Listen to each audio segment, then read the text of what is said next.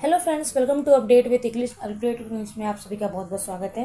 तो आज मैं फिर आपके सामने एक और स्टोरी के साथ हूँ और स्पेशल पोर्ट। ठीक है, एक विशेष पोर्ट के ऊपर ये स्टोरी है। तो चलिए आइए स्टार्ट करते हैं स्टोरी को एंड समझते हैं ग्रामर के स्ट्रक्चर्स एंड वोकैब को। Let's start.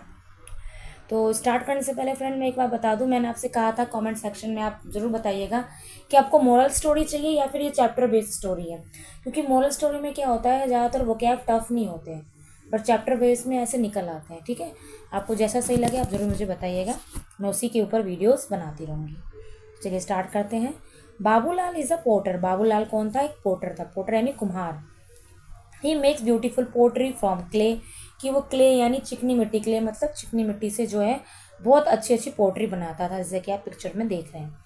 His wife Shanti helps him in his work, और जो शांति है उसकी वाइफ, ये आप देख रहे हैं, वो मदद करती थी बाबूलाल के उनके काम में। When the ports are ready she loads them in a bullock cart, कि जैसे पोर्ट रेडी हो जाते थे वो बुलक कार्ट में उसे लोड कर देती थी। And takes them to the market, और मार्केट में ले जाती थी। टेक्स क्यों लिखा हुआ है यहाँ पर, अब इस चीज़ को समझिए। टेक्स इसलिए लिखा है क्योंकि सिंगुलर की बात हो रही है। बात किसकी हो रही है?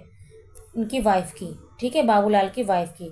तो जब किसी सिंगुलर की बात होती है तो वर्ब के साथ हम या तो एस लगाते हैं या फिर हम ई एस लगाते हैं, एस या फिर ई एस। ठीक है, आगे बढ़ते हैं। They live in a village called Sonpur, वो एक विलेज में रहती थी जिसका नाम है सोनपुर, मतलब वो लोग रहते थे। The daughter Meera goes to the village school, और उसकी डॉटर जो थी, उनकी डॉटर, उनका नाम था मीरा, वो स्कूल जाती थी। गोज क्यों लगा? क्योंकि सिंगुलर की बात है, अगेन गोज, इसलिए गोज लगा हुआ है। ठीक है, she studies in a class third, वो क्लास थर्ड में पढ़ती थी। एवरीडे, जब वो अपना काम ख़त्म कर लेती थी, she likes to watch her father at work. अब देखिए यहाँ पर फिर अगेन एस लगा हुआ है वर्ब के साथ, ये देखिए लाइक्स है ना, क्योंकि सिंगुलर की बात हो रही है।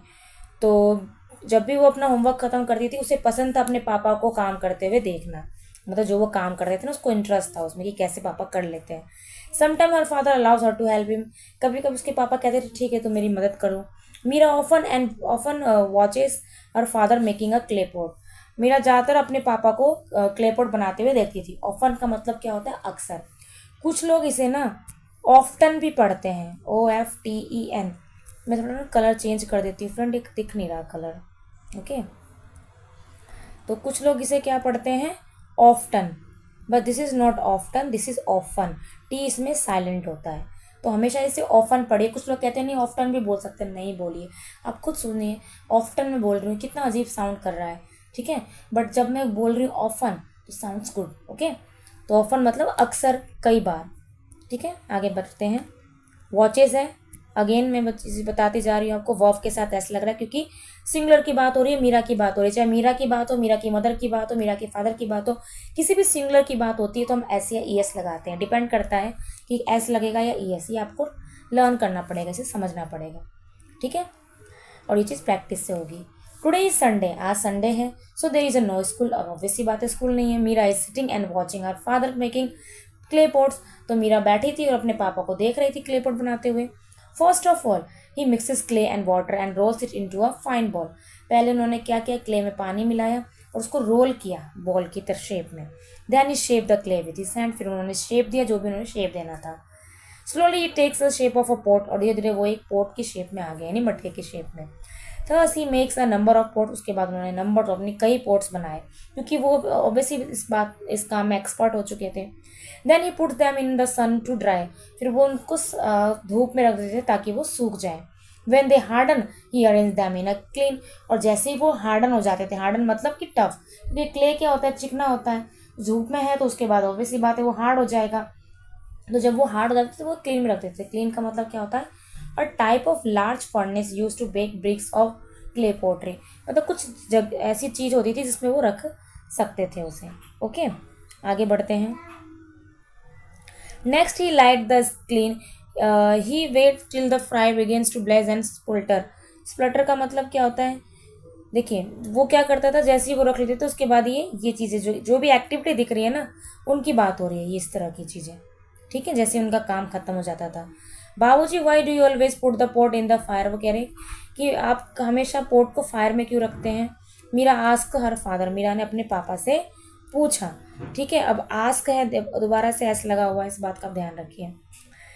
पोट हार्ड सो दैट, वो क्या कह रहे हैं, her that the fire will make the pot hard so that it will not break easily. वो इसलिए रखते थे क्योंकि फायर क्या करता था, आग पोट को हार्ड बना देता था ताकि वो टूटे ना जल्दी से। Meera notices a small ball of clay which has not been used and she picks it up. How would you like to make a little pot with that clay? तो मीरा ने क्या किया, एक स्मॉल बॉल ऑफ क्ले लिया और उसको वो बनाने चली गई। उसके पापा ने कहा तुम इसे कैसे यूज़ करोगे। मीरा इज डिलाइटेड, ठीक है।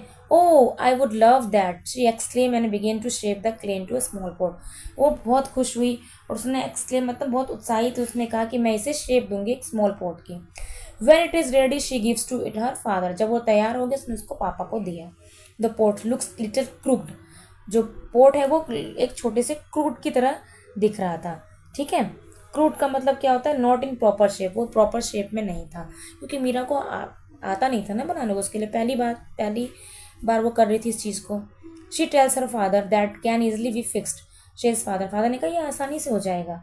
ही स्ट्रोक द पोट। स्ट्रोक का मतलब क्या होता है, moves one hand gently over a surface.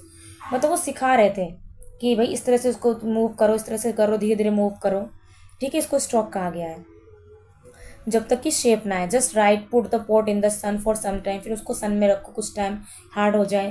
Then he put in the kiln, फिर उसके बाद क्लीन में रखो। He tells her that it will take some time for the pot to be ready. फिर उन्होंने कहा कि कुछ टाइम लगेगा इसको रेडी होने के लिए। So Meera goes off to play with her brother. तो इसलिए मीरा चली गई तब तक अपने भाई के साथ खेलने की। ठीक है, उसको टाइम लगता है, मैं खेलने चली जाती हूँ। अब यहाँ पर आप देख रहे हैं जब पापा की भी बात हुई है तो एस लगा हुआ है, मीरा की बात हो रही है तो एस लग रहा है। आप देखिए मैंने आपको कहा था कहीं एस लगाते हैं हम, कहीं ई एस लगाते हैं। तो गो के साथ हमेशा ई एस लगता है, गोज। तो आप देख रहे हैं यहाँ गोज लगा हुआ है, ठीक है। टेल के साथ एस लगा हुआ है, तो ये डिपेंड करता है कहाँ क्या लगाना है। एंड दिस इज़, आप इस चीज़ को प्रैक्टिस के साथ ही सीख सकते हैं। आगे फिर है the pot is now ready. Pot ready हो गया। Meera paints a beautiful design. Meera ने ब्यूटीफुल डिज़ाइन बनाया और जब ये सूख गया, शी रैप्ड विद पेपर। उन्होंने पेपर में उसको फोल्ड किया और अपनी मदर को दिखाने ले गई। माँ I have a present for you. मम्मा मैंने आपके लिए प्रेजेंट बनाया है। शी सेज, उसने कहा। Oh thank you, what is it. कहा अरे धन्यवाद, क्या है ये। Her mother open the packet carefully and see is the pot. उसकी मम्मी ने देखा, बहुत आराम से पैकेट को ओपन किया और देखा ये तो पोट है। It is so beautiful, where did you get it from. He asked. अरे ये तो बहुत सुंदर है, तुम इसे कहाँ से लाई। I made it all by myself. She's Meera ने कहा मम्मा इसे मैंने खुद बनाया है। Shanti hugs a little daughter. उन्होंने अपने बेटी को गले से लगाया प्यार से। I will keep my earring and necklace in the pot. तो उसकी मम्मी ने कहा कि मैं अपने कान के और गले के गहने इसमें रखूँगी। She tells Meera this is the best gift I have ever received. फिर अपनी बेटी को एनकरेज करने के लिए पहली बार बेटी ने कुछ दिया। उन्होंने कहा कि इस गिफ्ट को मैं हमेशा अपने पास रखूँगी, ठीक है। This is the best gift, कि ये गिफ्ट सबसे ज़्यादा बेस्ट है, सुंदर है, अच्छा है, क्योंकि ये मेरी बेटी के द्वारा दिया गया है, ठीक है। So this is the story. Vocab की अगर हम बात करें तो स्टोरी अच्छी थी, है ना, नाइस थी। पोट्री का मतलब आपको पता ही है, बुलक कार्ड यानी आप देख ही रहे हैं। कभी कभी क्या होता है, डायरेक्ट टीचिंग सबसे बेस्ट होती है कि चीज़ों को समझाने से अच्छा दिखा दो, है ना। आगे क्लीन मतलब मैंने बताया जहाँ पर रखते हैं, ठीक है, पोट को। उसके बाद क्रुक्ड। क्रुक्ड का मतलब क्या होता है, क्रुक्ड का मतलब होता है फ्रेंड कि चीज़ों को मतलब बस सिखाना कि भाई कैसे कैसे उसको करना है एक तरफ से, ठीक है। इस तरह से हम करते हैं। जैसे क्रूक का हो गया, आपको प्रॉपर शेप में नहीं जो था, क्रूक का मतलब वो प्रॉपर शेप में नहीं है। स्ट्रोक मतलब सिखा रहे थे उसके पापा कि भाई इसको पहले ऐसे करो, राइट करो, लेफ्ट करो, धीरे धीरे हिल से हिलाओ तो वो प्रॉपर शेप में आएगा। स्ट्रोक का मतलब वो होता है, ठीक है। So these are vocab. I hope आपको स्टोरी अच्छी लगी और कुछ स्ट्रक्चर्स मैंने समझाए वो समझ में आए हों। ज़्यादातर तो इसमें यही था कि जब भी सिंगुलर का यूज़ हो एस या ई एस हम लगाते हैं, ठीक है। ये मेन तो इसमें यही एक चीज़ कॉमन थी। तो जितना हो सके फ्रेंड वीडियो को आप शेयर कीजिएगा। मिलते हैं नेक्स्ट वीडियो में।